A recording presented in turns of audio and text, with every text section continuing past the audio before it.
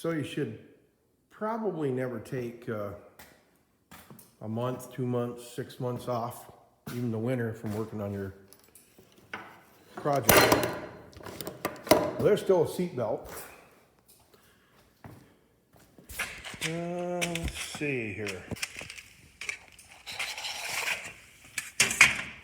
So one seat belt is in, and I knew I had mounting problems with the seat on the other side, and I fixed it. So I was able to install the seat belt on the driver's side, and I put it into the stock location on the seat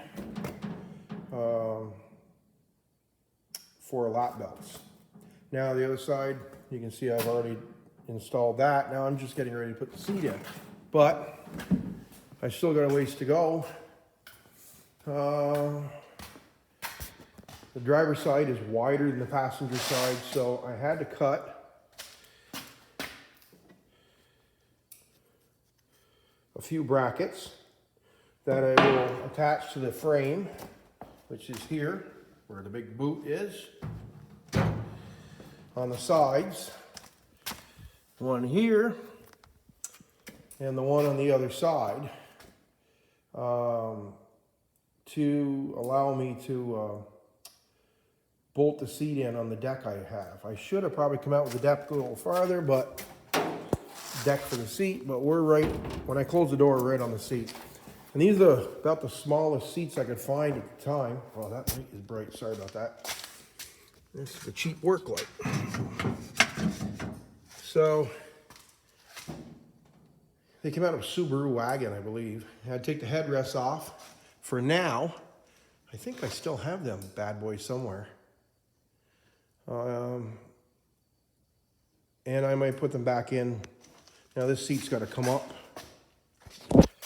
be more level. When I put the, it'll be up here. So I was in there. I hadn't finished the inside firewall, and I've done some tacking, but I'm low on gas, and I don't want to waste it all here, just in case I'm going to be welding on the seat. So I put these pieces in, and I put a cap on this. I put a cap on that side, and I will seam seal the whole thing. And same way here. I was going to weld that solid, and I decided after I had last fall not to. You can see where I was welding and ran out of gas the next time. So yeah, I'm going to grind that down. I'm going to seam seal all these seals. I have to weld up the side here. And I just put a few tacks in.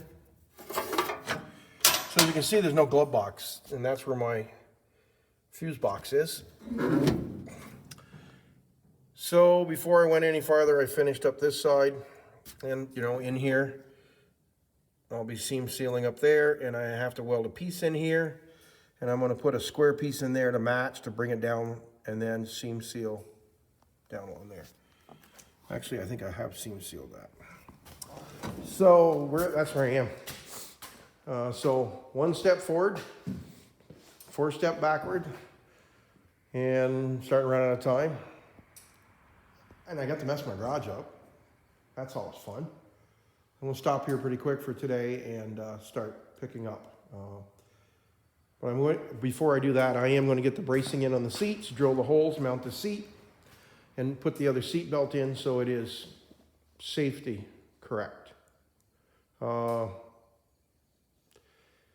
still got to finish the air and the valves to put in the cab, and then I will tear everything off the back and go after that rear end and change the rear end.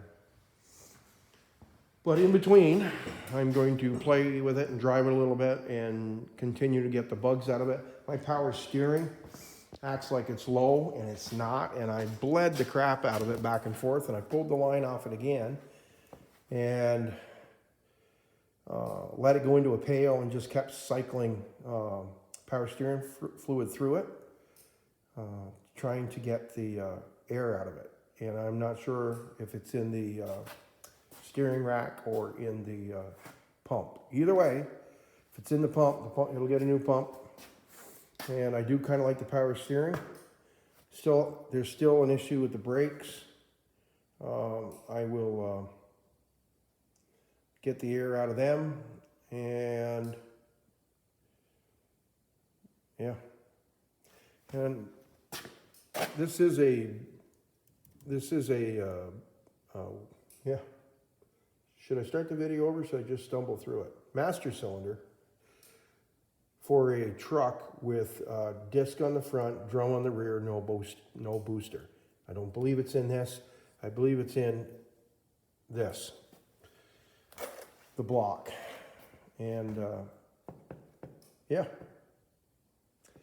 So I'm going to try to get some more air of it. And then the other part of this is I couldn't get the wheel cylinders I wanted for that rear end. So I ended up getting what I could. And they did work, but but I don't know if I have my brakes out so far that I'm losing some pedal, because you hit it twice and it's there. It's almost like the rear brakes out of adjustment. For anybody who's adjusted rear brakes, you can always tell when your brakes are out of adjustment because it takes more pedal to stop, because you have to push the shoes out farther. You don't necessarily get that with with disc brakes on the rear. So I adjusted the brakes, they're all the way out. They're touching the drum, they rub. And I took them back just a little tiny bit. It didn't seem to make any difference, so. Problems of building a hot rod. Other than that, it goes down the road really good. It's got plenty of power. And, forgot where I was showing you. You may have just seen the floor for the last 3 minutes or so. Well, anyway, thanks for stopping in. I'll bring another video on this truck pretty quick. So, yep, subscribing, hit the like button. Love the comments. We had a lot of good comments. And I'll catch you next time.